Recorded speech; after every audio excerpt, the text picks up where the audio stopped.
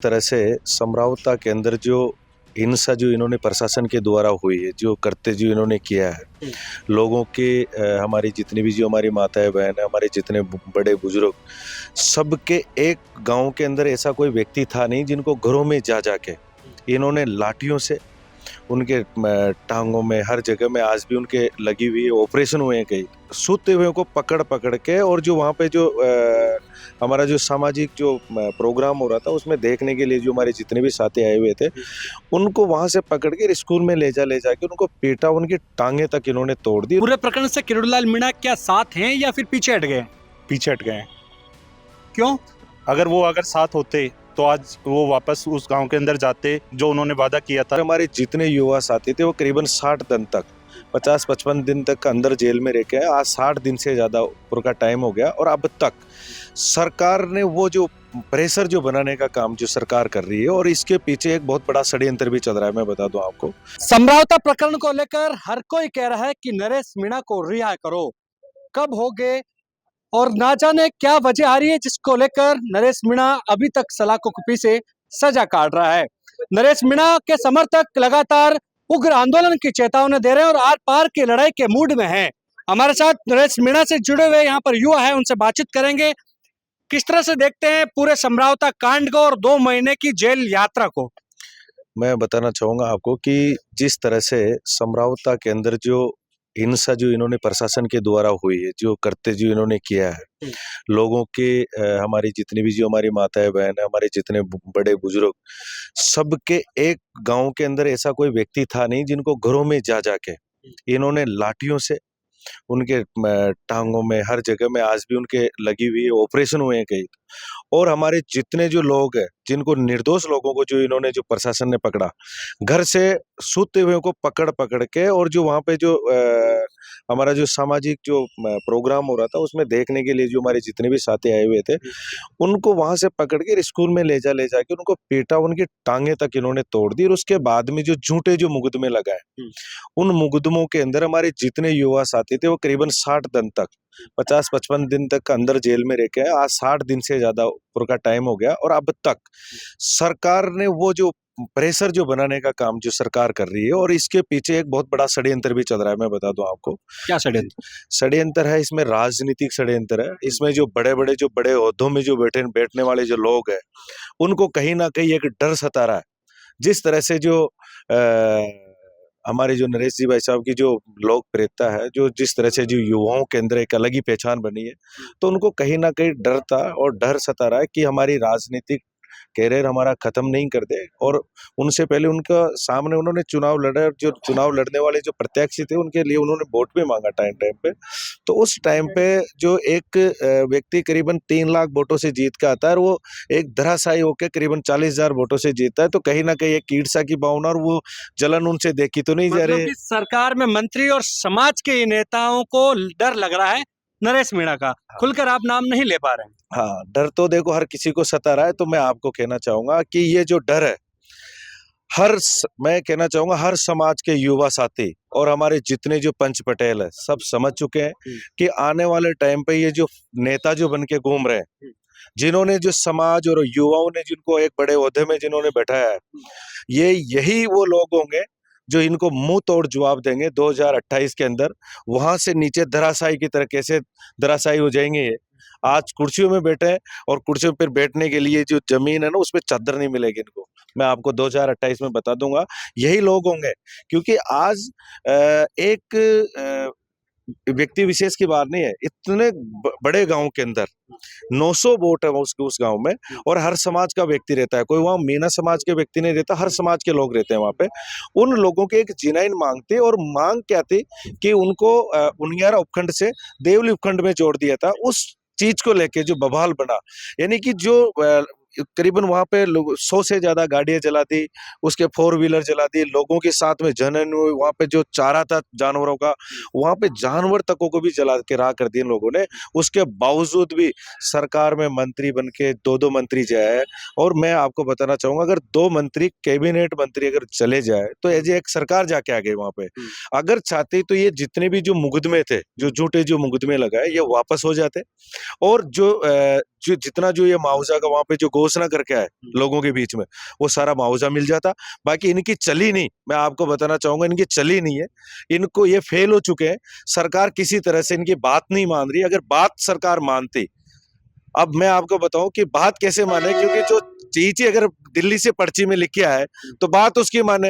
हो सकता है ये खुद चले गए, इनको पहले सरकार से मुख्यमंत्री से वार्ता करनी चाहिए थी, फिर वो कहते तो वहां वो करके नहीं, खुद चले गए।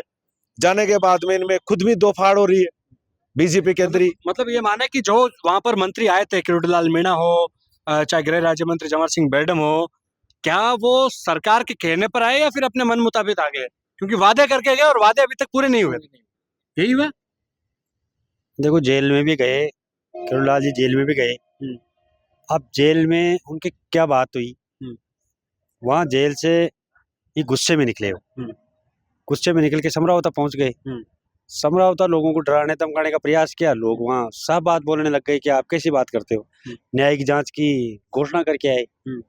वहां गृह राज्य मंत्री जवाहर जी बेडम भी थे। उन्होंने टोंक में आके खाना खाया तो उन्होंने वहां उनके कार्यकर्ताओं को पूछा कि यार ये तो सही लग रहा है। खुद ने माना कि ये तो सही लग रहा है, गांव वाले बिल्कुल सही कह रहे हैं। और किरोड़ी जी उधर सोहमदपुर की तरफ चले गए और तो वापस आए नहीं। गांव वालों से वहां उठ के चले गए, ये कर देंगे वो कर देंगे, जो भी है गांव वालों ने सही बात बोली, उनको पची नहीं। वो उधर चले गए और जवाहर सिंह बेडम जी टोंक की तरफ आ गए। कार्यकर्ताओं से एक होटल पे मीटिंग हुई इनकी। मीटिंग हुई, जवाहर सिंह बेडम ने पूछा भी सही है यार, गांव वाले तो सही बोल रहे हैं। मगर उसके बाद में न जाने क्या हुआ, दूसरे दिन से ही न्यायिक मांग को छोड़ के संभावित आयोग की जांच के करने लग गए। और अब आप देख ही रहे हो। नहीं, क्या पता किरोड़ीलाल मीणा ये चाहते हो कि न्यायिक जांच हो, क्या उन पर कोई दबाव बना रहा है? अब ये तो उनका वो जाने, उनकी सरकार है, उन पे कौन दबाव बना रहा है कौन नहीं बना रहा। सरकार में मंत्री है और कद्दावर नेता है। लेकिन उस पूरे प्रकरण से किरोड़ीलाल मीणा क्या साथ हैं या फिर पीछे हट गए? पीछे हट गए हैं। क्यों? अगर साथ होते तो आज वो वापस उस गांव के अंदर जाते, जो उन्होंने वादा किया था कि हम न्यायिक जांच करवाएंगे, उस न्यायिक जांच को करवाते।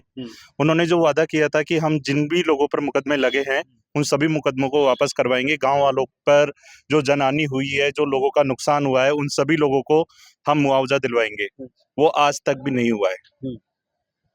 लेकिन वहां पर जब पूरा प्रकरण हुआ था और प्रकरण के बाद जब जांच करने टीमें पहुंची थी तो बोल रहे थे कि जांच करने नहीं दे रहे। जांच करने अभी तक एक भी टीम गई नहीं है। आज भी जो संभागीय आयुक्त जाने वाले थे, वो जनता के बीच क्यों नहीं गए? उन्होंने टॉक में क्यों मीटिंग रखी? डर है उनको कोई? ये तो वो जाने, हमें क्या पता। हो सकता है कि उनको डर हो, लेकिन हमने तब से लेके आज तक जो भी मीटिंग की है, जो भी हमने प्रेस वार्ताएं की है, जो भी आज तक सरकार के मंत्री गए, चाहे वो कांग्रेस के हो चाहे बीजेपी के हो, सभी लोगों को हमने शांतिपूर्वक तरीके से गांव का मुआयना करवाया। सभी लोगों को शांतिपूर्वक तरीके से हमने। लेकिन गांव के लोग तो कह रहे हैं कि डर तो हमें है, हम खौफ में जी रहे हैं अभी भी। बिल्कुल आपकी बात सही है। आज भी वहां पर गांव के अंदर ये भय बैठा हुआ है कि वहां से जब भी पुलिस की गाड़ियां निकलती है तो उन लोगों को यही रहता है कि कब किसको उठा ले। 63 दिन के करीब नरेश मीणा को जेल में हो गया। मिलके आए आप? बातचीत हुई आपकी नरेश से? हाँ हुई थी। क्या बोल रहे हैं नरेश? उन्होंने वही अंदाज था, वही था। सेशन कोर्ट में आए थे, जमानत पर वहाँ पे मिला, 3 मिनट की मुलाकात हुई थी मेरी नरेश भाई साहब से। उन्होंने बोला इंकलाबों को जिंदाबाद, कि जो चल रहा है वो ठीक चल रहा है, अब कुछ ही दिनों में हम बाहर आ जाएंगे। और आप कहते हैं डॉक्टर किरोड़ीलाल जी हमारे सम्मान्य नेता है, लेकिन उन्होंने पर्ची सरकार ने इतना दबाव में ला दिया जो डॉक्टर किरोड़ीलाल मीणा खुलकर नहीं बोल सकता है। क्यों? वो डॉक्टर किरोड़ीलाल जी पार्टी के हैं, तो मंत्री है, तो सरकार के दबाव में है डॉक्टर साहब। हमने शुरुआत में एक बात भी कही थी, जिस दिन ये आंदोलन हुआ था, 13 तारीख को जब ये आंदोलन हुआ था, तब हम लोगों ने एक बात भी कही थी प्रेस के माध्यम से कि अगर किरोड़ीलाल मीणा जी अगर इस मामले पर अगर आवाज उठाते हैं तो वो समाज के साथ है, नहीं उठाते हैं तो वो सरकार के दबाव में है।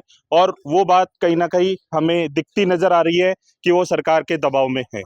लेकिन अब लगातार बात उठ रही है कि नरेश मीणा कब आएगा। इंतजार लंबा हो चला है, 63 दिन से ज्यादा का वक्त गुजर चुका है और युवा खासे आक्रोशित है। उनके खून में उबाल है कि आंदोलन होना चाहिए? नए भगत सिंह का अवतार जन्म लिया है राजस्थान की धरती पे। या तो इनकलाब का नारा आज़ादी से पहले ऐसा गूंजा था, या इनकलाब का नारा आज़ादी के बाद में ऐसा गूंजने वाला है। और रही बात इंतजार की घड़ियां खत्म होने वाली है। 24 तारीख की प्रहलाद गुंजल जी ने दे दिए सरकार को, अल्टीमेट्स दे दिया गया है। और मैं कहता हूं कि सरकार किसी भी तरह की तानाशाही कर ले, नरेश भाई को जल्दी ही रिहाई मिलनी चाहिए और समरावता गांव को न्याय मिलना चाहिए। ये लोकतांत्रिक तरीके से हम और अहिंसा के मार्ग को चुनते हुए हम अभी तक तो अहिंसा के मार्ग पे चल रहे हैं। और तानाशाही सरकार करना जानती है, तो ये देवली उनियारा और राजस्थान की युवाओं में भगत सिंह का खून है। हम भी तानाशाही, अगर सरकार की गोली चलती है तो ये राजेंद्र मीणा कहता है कि सरकार की गोली के निशाने पर राजेंद्र मीणा सबसे पहले अपना बलिदान देने के लिए तैयार है। क्योंकि नरेश भाई को आज 56 दिन 2 महीने से ऊपर होने वाले हैं। इस तरह से किसी भी नेता को इतने दिनों तक एक छोटी सी उन्होंने गलती नहीं की है। भ्रष्टाचार की सरकार के खिलाफ जाके जंग लड़ी है। जिस प्रकार से उस एसडीएम ने भ्रष्टाचार के खिलाफ उनको सस्पेंड करना चाहिए था, उसके बावजूद भाई साहब को उन्होंने जेल में डाला है। ये एक तरीके से पर्ची सरकार की तानाशाही का रवैया है। लेकिन वो थप्पड़ मारा और थप्पड़ का वीडियो वायरल हुआ था, वहां से नरेश मीणा की मुश्किलें शुरू हो गई और उसके बाद वो कांड शुरू हो गया। हम यही कहना चाहते हैं सरकार से कि निष्पक्ष तरीके से जांच कराया जाए और नरेश भाई साहब को रिहा कराया जाए, क्योंकि अब बेसब्री का इंतजार सबका खत्म हो चुका है।